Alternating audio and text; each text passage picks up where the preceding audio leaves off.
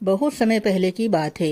एक छोटे से गांव में ध्रुवा नाम की एक साधारण गृहिणी रहती थी। वह भक्तिपूर्ण थी, पर जीवन आम ही था। रोज चौका चूल्हा, पड़ोसियों से मेलजोल, मंदिर जाना और जरूरतमंदों की सेवा करना। ध्रुवा का हृदय अत्यंत कोमल था। जो भी भिखारी आता वह प्रेम से भोजन देती, हाथ जोड़कर विदा करती। लोगों को उसकी करुणा और सेवा की मिसालें दी जाती थी। एक रात परिवर्तन की शुरुआत हुई। एक रात्रि जब वह अकेली बैठी थी तो उसके मन में गूंजती एक आवाज सुनी, अब समय है, मैं तेरे भीतर प्रकट होना चाहती हूँ।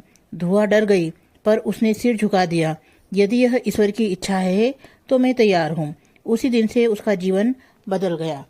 धीरे धीरे बदलाव आने लगे। जब कोई व्यक्ति दरवाजे पर आता तो ध्रुवा का हाथ रुक जाता। उसे लगता, यह अब मैं नहीं, कोई और है जो निर्णय ले रहा है। जब वह किसी के घर जाने लगती, उसके कदम अपने आप रुक जाते।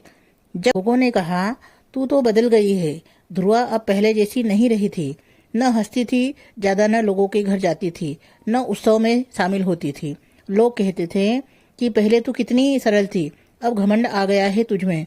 लेकिन ध्रुवा चुप रहती, क्योंकि अब उसकी वाणी नहीं बोलती थी, अब देवी बोलती थी।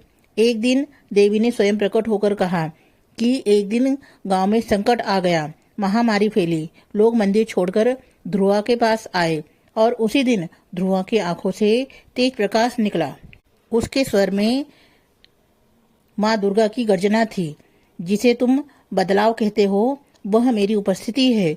यह स्त्री अब केवल तुम्हारी ध्रुवा नहीं, यह मेरी जागृत शक्ति है। लोग कांप उठे। उन्होंने उनके चरणों में गिरकर क्षमा मांगी। कथा का सार यह है कि जब देवी किसी के भीतर प्रकट होती है तो वह व्यक्ति समाज की सामान्य सीमाओं से ऊपर उठ जाता है। उसका चलना, बोलना, देना, जाना सब शक्ति के अधीन होता है। लोग उसे बदल गया समझते हैं, लेकिन वास्तव में वह देवी मर्यादा में बंधा हुआ होता है।